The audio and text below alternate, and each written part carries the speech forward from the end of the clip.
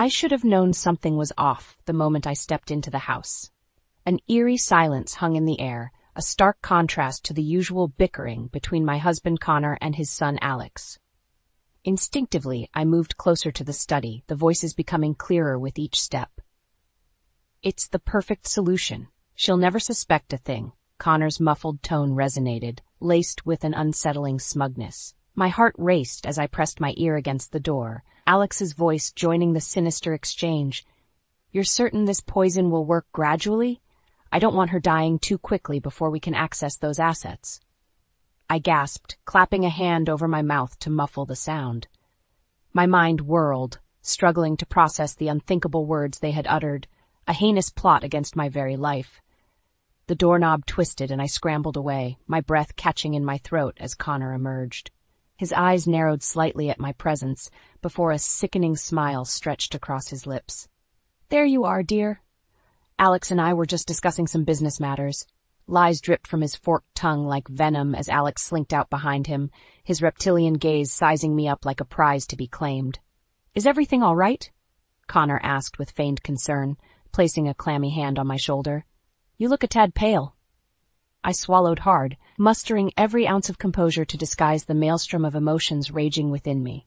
Fear, anger, disbelief, they swirled together in a toxic concoction, threatening to spill over with the slightest provocation. "I'm fine," I lied through gritted teeth, offering a tight-lipped smile that concealed the churning turmoil. "Just feeling a bit lightheaded, that's all." Connor's brow furrowed with mock worry as he ushered me towards the kitchen. "Why don't you sit down and have some water? I'll whip up something for you to eat." The hairs on the back of my neck stood on end as his words took on an insidious new meaning. Was this the beginning of their twisted scheme? Would they truly stoop so low as to poison me, their own family, for financial gain? I watched in tense silence as Connor busied himself at the counter, his movements almost mocking in their nonchalance. A glance towards Alex revealed his eyes fixated on me, a sinister glint dancing within their depths like a predator eyeing its defenseless prey. In that moment, a fire ignited within me, a fierce, uncompromising blaze that would not be extinguished. I would not be the victim in this twisted tale. I would be the architect of their undoing. Gripping the glass of water, I met Connor's gaze with an unwavering stare as he approached. A silent challenge burned in my eyes, one he seemed oblivious to in his arrogance. "Drink up, sweetheart," he cooed, that sickening smile never faltering. "You'll be feeling better in no time." As I raised the glass to my lips, a single thought crystallized with resolute clarity. If it was war they wanted, it was war they would get, and I would show no mercy in dismantling their vile scheme piece by wretched piece until justice and retribution were finally served. In the days that followed, I became a silent observer, my ears pricked for any shred of information that could aid my cause. Connor and Alex seemed to carry on as usual, their facade of normalcy only strengthening my resolve. It was Eva, my dearest friend, who provided the first glimmer of hope. Over coffee one afternoon, I finally confided in her about the harrowing conversation I'd overheard, the words tumbling out in a torrent of anger and disbelief. Her eyes widened with horror, but her resolve never wavered. "We need to gather evidence, Lila, build an airtight case against those snakes." I nodded, the first twinges of purpose igniting within me. Eva was right. I couldn't simply confront them without proof. I needed ammunition, and I needed it fast. That evening, I took stock of our finances with renewed scrutiny. Missing funds, suspicious transactions, hidden debts, the trail of deceit woven by Connor and Alex gradually revealed itself bit by bit. "You seem awfully focused on those statements," Connor remarked over dinner, his tone laced with artificial nonchalance. "Anything interesting?" I met his gaze levelly, unwilling to betray the hatred simmering beneath the surface. "Just doing a little financial housekeeping." His brows rose in mock surprise before he shrugged, returning his attention to the meal before him, the very picture of apathy towards my growing suspicion.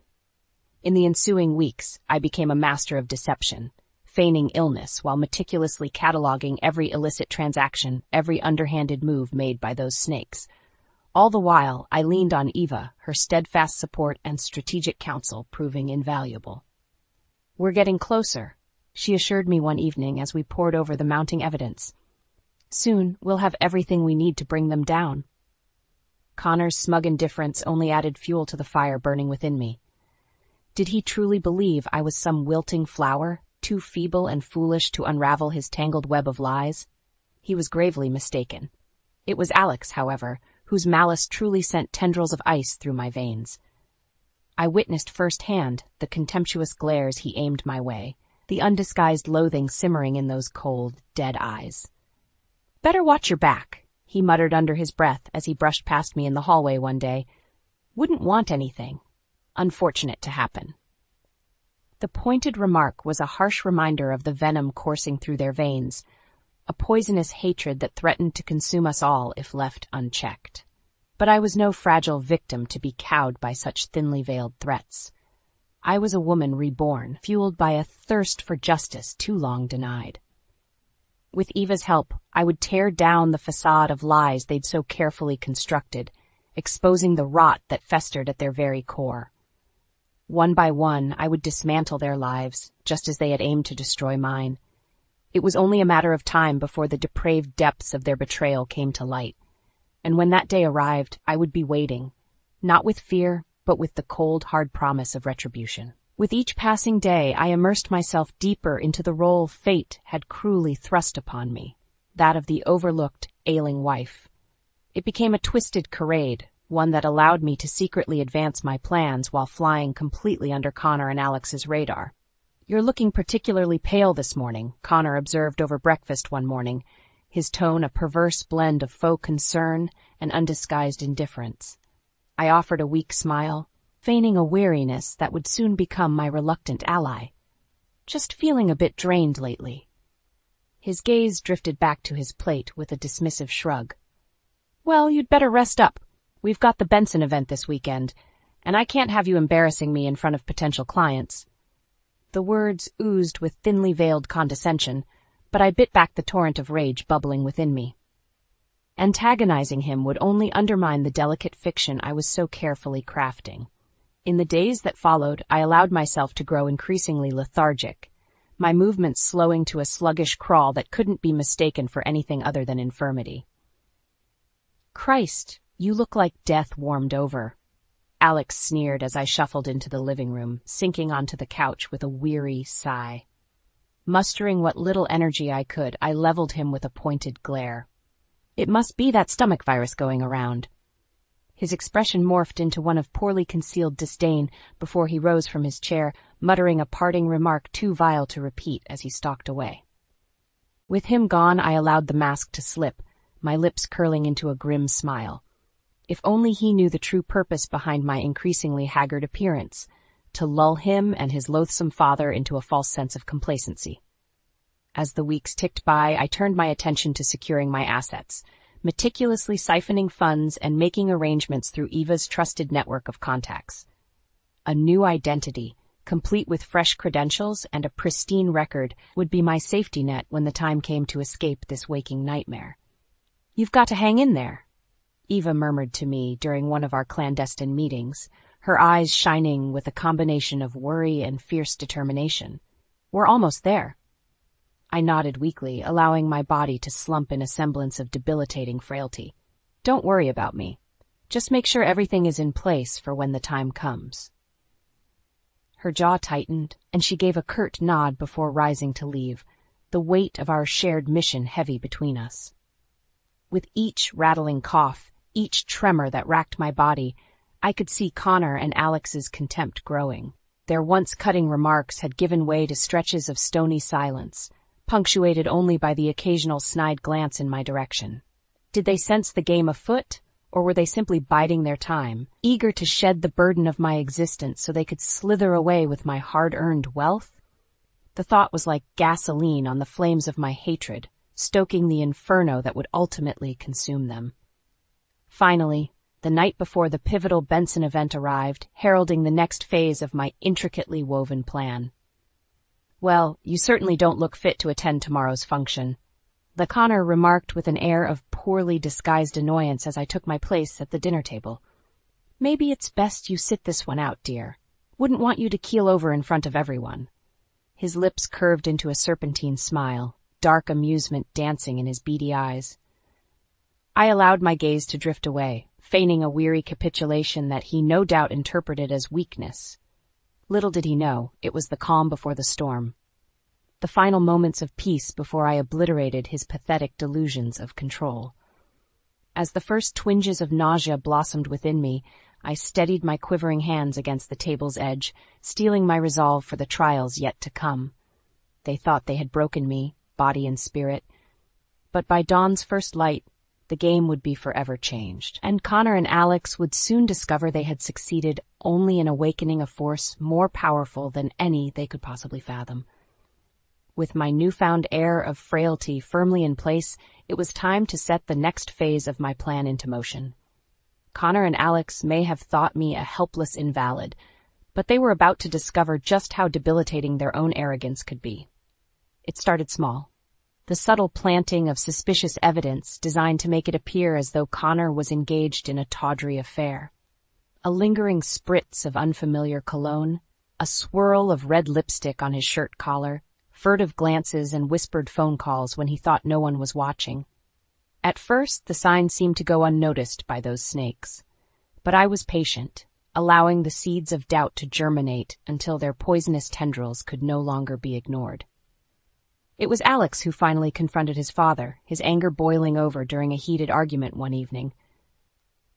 "Who is she?" he snarled, slamming his fist on the table with a force that made me start. "Don't even try to deny it. I've seen the evidence." Connor's eyes widened in what I could only assume was feigned shock and bewilderment. "What the hell are you going on about, boy?" The lipstick stains, the hushed phone calls. Alex's voice dripped with venom as he leaned across the table, his eyes narrowing to slits of pure venom. "You're cheating on us with some cheap whore, aren't you?" The muscles in Connor's jaw twitched as he absorbed the accusation. For a moment, I could have sworn I saw a flash of guilt in those cold, dead eyes. But like any master of deception, the expression was gone in an instant, replaced by one of towering indignation. "How dare you accuse me of such a thing?" he roared, slamming his palms on the table with enough force to rattle the plates and cutlery. "I've given you everything, a home, an education, a life of luxury, and this is how you repay me?" As the two men descended into a maelstrom of bitter recriminations, I watched in silence, allowing the rift I had so carefully cultivated to deepen and fester. Like a master chemist, I had introduced the volatile elements and stepped back, observing as the inevitable explosion tore them apart. In the ensuing days, the tension was thick enough to choke on. Connor and Alex regarded one another with unveiled hostility, their interactions reduced to terse exchange loaded with thinly veiled accusations. "Where were you until so late last night?" Alex demanded one morning as we sat down to breakfast, his eyes boring into his father with an intensity that would have incinerated a lesser man. "Out with your whore again?" Connor slammed his coffee mug down with enough force to slosh the steaming liquid over the rim. "Watch your insolent tongue, boy. You know nothing of the sacrifices I've made to provide for this family." As their quarrel escalated, I found myself tuning out their specific grievances, allowing the general din of enmity to wash over me. Like a composer, I had orchestrated this discordant crescendo through the skilled manipulation of evidence, and the results were even more glorious than I could have imagined. With father and son torn asunder by suspicion and betrayal, the stage was set for the next, more explosive act in my carefully choreographed theater of vengeance. While they postured and snarled, consumed by the flames of manufactured enmity, I bided my time, a silent, unassuming specter merely awaiting her moment to strike. That moment was coming soon. All that remained was to goad the snakes into striking the fateful blow that would ultimately spell their demise. And I knew just the provocation to rattle them from their coils of seething resentment. So I watched and I waited for the perfect opportunity. And when it came, I would be ready to deliver the grand performance of a lifetime. With Connor and Alex's relationship crumbling under the weight of suspicion and hatred I had so expertly cultivated, it was time to deliver the final, decisive stroke that would bring their bitter animosity to an explosive head. The opportunity presented itself one evening as we sat down for a painfully tense family dinner. The atmosphere was thick with resentment, weighted silences punctuated only by the occasional hostile glare or muttered insult exchanged between father and son. Clearing my throat, I adopted my most frail, wilting demeanor as all eyes turned towards me. "I'm afraid I have some distressing news to share." Connor's eyes narrowed to slits of pure venom. "Out with it, then. Don't keep us in suspense." Feigning a tremulous sigh, I twisted my fingers together in a show of profound unease. "It's about the—" I swallowed hard as if struggling to give voice to some unutterable truth. "The other woman." The words struck like a thunderclap, the air instantly charged with a scorching current of suspicion and fury. Connor shot to his feet, lips peeled back in a wordless snarl of outrage, as Alex leaned forward, eyes glittering with vindicated accusation. "You lying, cheating bastard," the younger man spat, his voice dripping with vitriol. "I knew you had a whore on the side." In one deft motion, I slid a crumpled photograph across the table, one carefully culled from the cache of evidence I had compiled, then artfully staged to capture Connor in a seeming tryst. His brow creased with bewilderment as he snatched it up, only for the expression to contort into one of impotent rage. "This," he slammed the damning image down with enough force to rattle the tableware. "This is a lie, a twisted, malicious lie." "Is it?" I asked softly, affecting a wounded, almost pleading tone. "Because it would certainly explain your recent indiscretions. The phone calls, the late nights, that strange perfume I've been smelling." Alex was on his feet now, hands balled into white-knuckled fists as he advanced on his father like a coiled serpent. "You smug, self-righteous prick. You've been cheating on us this whole time, haven't you? Carrying on with some two-bit tramp while stringing us along with your lies." It happened in a blur. A flash of movement coupled with an inarticulate bellow of fury as Connor launched himself at his son. The two men collapsed in a tangle of flailing limbs, grunts and curses rent the air as they grappled across the hardwood floor like battling behemoths. I watched, unmoving, as the maelstrom of violence unfolded before me. Let them rend and tear at each other, consumed by the all-devouring flames of hatred I had so carefully stoked within their blackened souls. It was only fitting that I allow them to deliver the fatal wounds that would ultimately seal their demise. At last, Connor managed to pin his son in a chokehold, his teeth bared in a revolting rictus of animalistic fury as Alex's face purpled beneath the onslaught. Revulsion warred with triumph as I observed the spectacle, the gruesome drama playing out exactly as I had orchestrated. Only when it seemed the younger man's eyes would bulge from their sockets did I finally act, fumbling for my phone to hit the record button. Let them have their brutal rematch, their primal showdown of rage and savagery. I would simply sit back and document their sordid performance for posterity. When the dust settled and the violence had finally abated, two battered, heaving combatants glared at each other across the ravaged battlefield of the dining room. Chests rising and falling in ragged desperation, they seemed to realize the depravity of the spectacle they had just enacted. A fractured chuckle, raw and bitter, escaped my lips as I pocketed my phone, the deed accomplished. "Well," I said, my voice steady, despite the turmoil whirling within me like a cyclone of long-suppressed fury. "I'd say the two of you have given me plenty of reasons to revise my will, haven't you?" As their eyes met mine, I saw the first flicker of uncertainty creep across their brutish features. Let them wonder, I thought with grim satisfaction. The game was truly afoot, and there would be no winners, only survivors. In the aftermath of Connor and Alex's explosive clash, a pall of uneasy silence hung over the house like a suffocating shroud. The two snakes seemed chastened in the wake of their primal outburst, slinking through the halls with furtive unease as I remained a specter on the periphery, watching, waiting. It was time to deliver the next punishing volley in my intricately orchestrated downfall. With Eva's assistance, I had already put the necessary pieces in motion to bring this whole sordid affair to its inevitable, karmic conclusion. The first salvo came in the form of an urgent summons from Dr. Harris, our longtime family physician. I arrived at his office feigning a mask of profound frailty, clutching Eva's arm for support as I shuffled inside like a woman treading the precipice of oblivion. "Ah, Lila," the doctor murmured, rising to greet me with solicitous concern etched into his weathered features. "I'm afraid the test results aren't good." My eyes widened with a pantomime of innocent alarm. "What do you mean? What's wrong?" Dr. Harris shook his head, expression grave. "It would appear your condition is more advanced than we initially feared. I'm so very sorry, my dear." The words hung in the air like a stifling miasma weighted with unspoken implications too terrible to fully grasp. Beside me, Eva sagged against my shoulder, overcome with exaggerated emotion as I struggled to maintain my composure.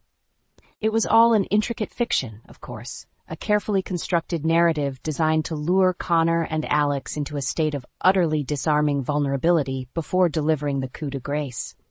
Still, I could not resist a flicker of dark satisfaction at the evident torment contorting the doctor's features. Let him marinate in the guilt and misery for now. Soon enough he would learn I had merely engaged him as an unwitting actor in my grand theater of retribution. When Connor and Alex were finally summoned to the office under the pretense of being briefed on my condition, their reactions were a study in callous indifference. While Eva openly wept beside me, their faces remained chiseled masks of stony impassivity, utterly devoid of anything resembling human compassion or empathy. "Well?" Connor prompted, his tone brusque and impatient as he leveled Dr. Harris with an expectant stare. "What's the prognosis, Doc? Out with it." The doctor sighed, rubbing his temples in a show of soul-deep weariness. "I'm afraid the situation is quite dire. The tests indicate that Lila's condition is terminal and progressing far more rapidly than we could have anticipated." A weighted pause lingered in the air as I observed Connor and Alex through shuttered lashes, desperate to drink in their reactions. To my dismay, however, they remained as unreadable and impassive as carved granite monoliths, their expressions utterly inscrutable. Until, that is, the moment I spoke the words that would ultimately shatter their smug facades of indifference. "Given the circumstances," I said, my voice a tremulous whisper that still managed to command the room's attention, "I've decided to amend my will, effective immediately."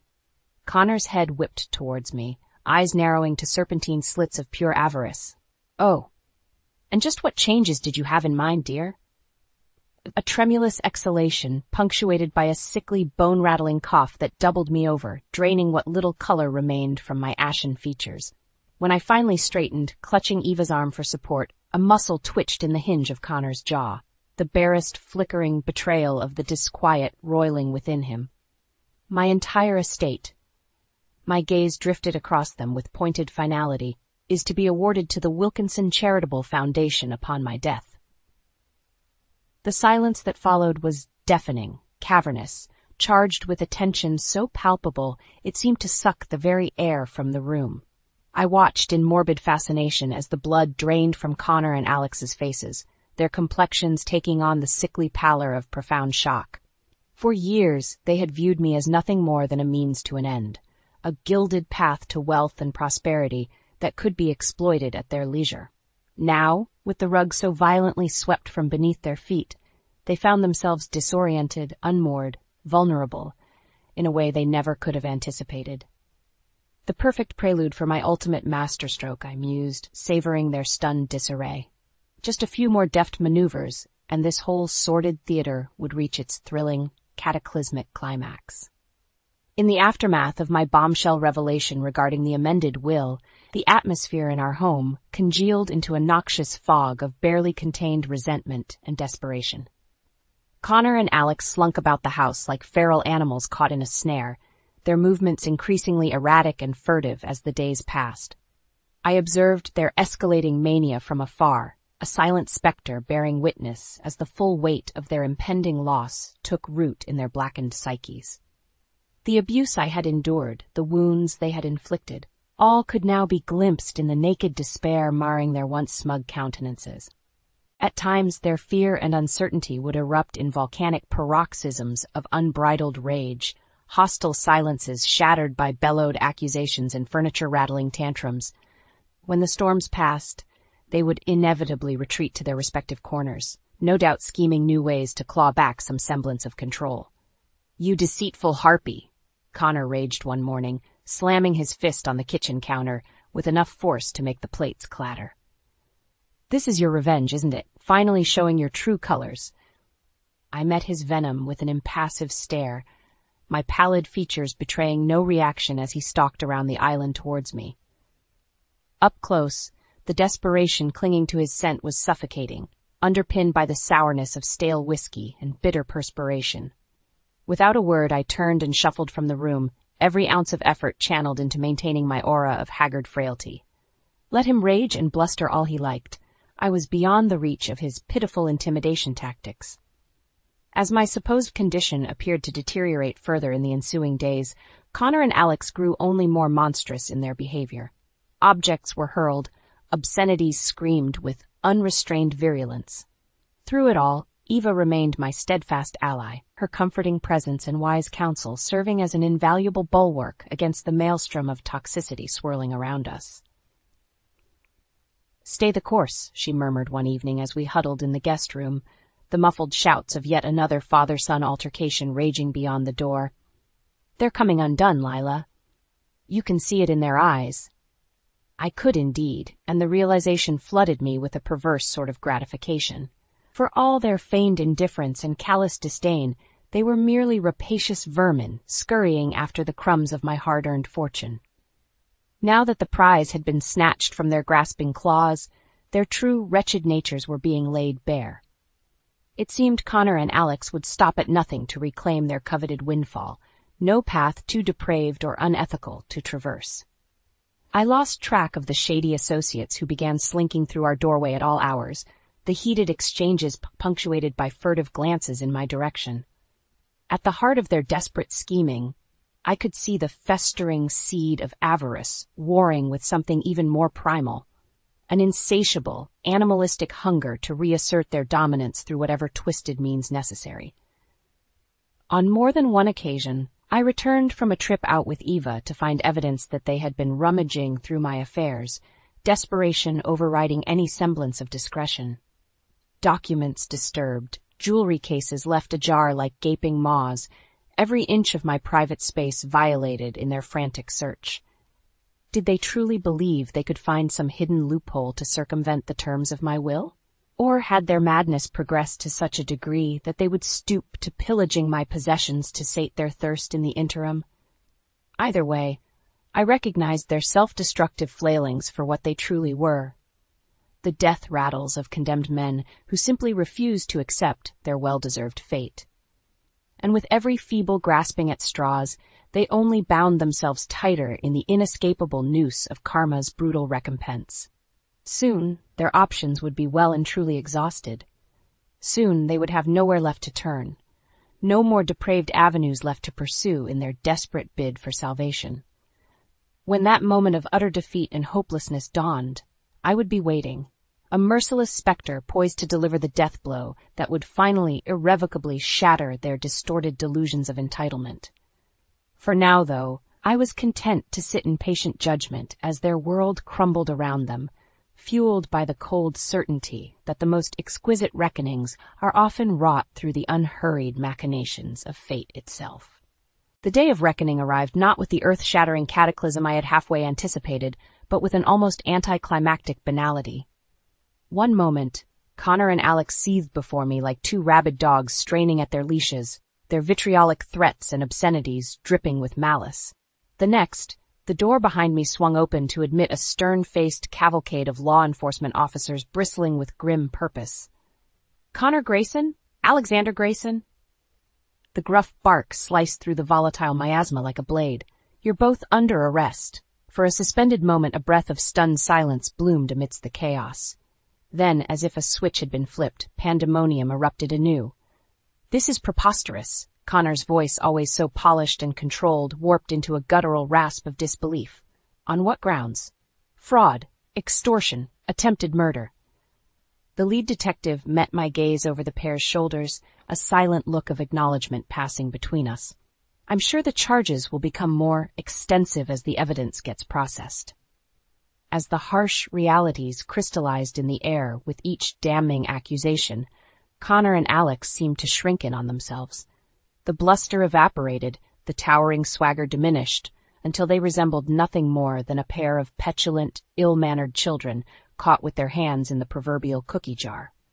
"You," Alex hissed, feral eyes swiveling in my direction as he struggled against the restraints being secured around his wrists.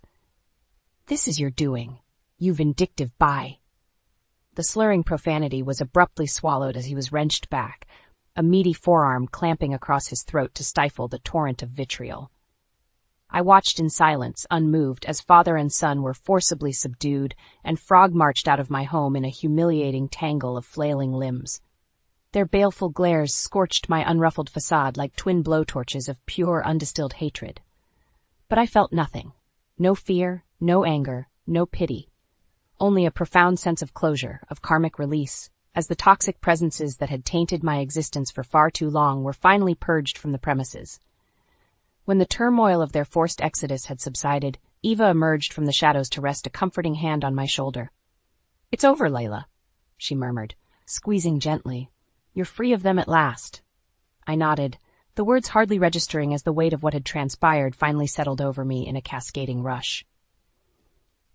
It was done. The nightmare had been excised. The scales of justice finally balanced through the most deliciously poetic of resolutions. And in the wake of that exquisitely calibrated release, I felt nothing. No soaring elation, no swell of vindicated triumph. Just a yawning, cavernous absence where their malignant influence had once reigned. As the authorities conducted their thorough search, meticulously documenting the mountain of evidence I had so carefully curated over the past weeks and months, the harsh realities of Connor and Alex's crimes were laid bare in exacting detail. From the insidious financial improprieties and fraud all the way through to the most heinous deception of all, their despicable plot to poison me and abscond with my estate. With every passing revelation, I felt a subtle sense of lightness pervade my being, a lifting of the oppressive burdens and torments I had shouldered for far too long.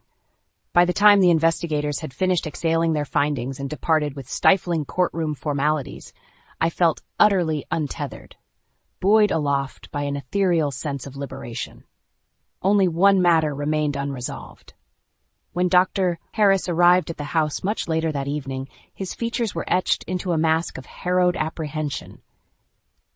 In his eyes, I witnessed the gnawing dread of a man ensnared in circumstances far beyond his control, the realization that he had been an unwitting pawn in the grandest of deceptions.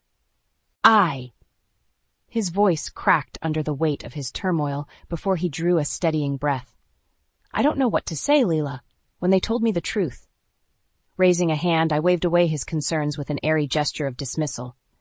"Think nothing of it, Samuel. You were a means to an end, one I deeply regret having to exploit, but a necessity nonetheless." The doctor's throat bobbed as he absorbed my words, the tension seeming to bleed from his frame with each passing second. "Then it's true?" he asked at last, a glimmer of lucidity piercing the fog of trepidation clouding his gaze. "This was all just an elaborate ruse? A scheme to expose them and their misdeeds?"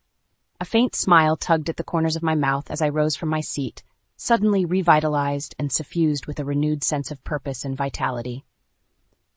"A woman's got to protect herself, Samuel. Surely you can understand that." And with those parting words, I swept from the room, shedding the cocoon of frailty and deception to greet the next chapter of my existence, one brilliantly unencumbered and replete with the heady promise of reinvention. After all, I mused as I gazed out over the sun-dappled expanse of my perfectly manicured estate, a new dawn was breaking, and I would be damned if I didn't greet it with open arms, finally unfurled from the shackles of a past I never should have endured.